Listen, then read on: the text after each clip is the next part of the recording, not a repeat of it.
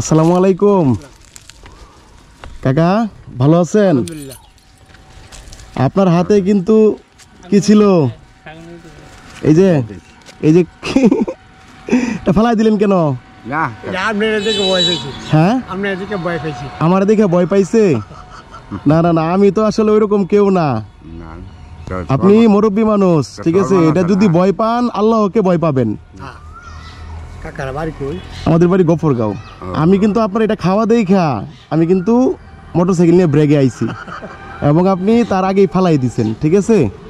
এখন আপনার জন্য একটু উপহার থাকছে আমাদের তরফ থেকে, ঠিক আছে? আপনি বুঝতে পারছেন, আগে আপনি মুখটা মুছেন, এখান থেকে টিস্যু নিয়ে 2টা টিস্যু নেন, মুখটা সুন্দর করে মুছেন।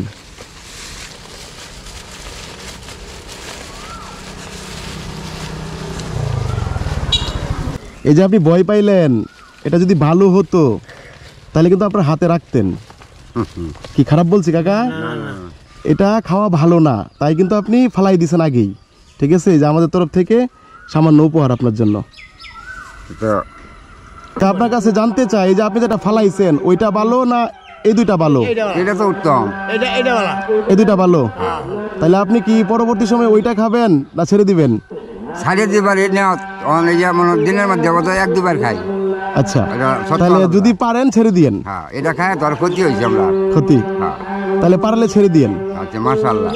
ঠিক আছে কাকা, তো ভালো থাকবেন। মনে কিছু নিছেন? না না, সর্বনাশ।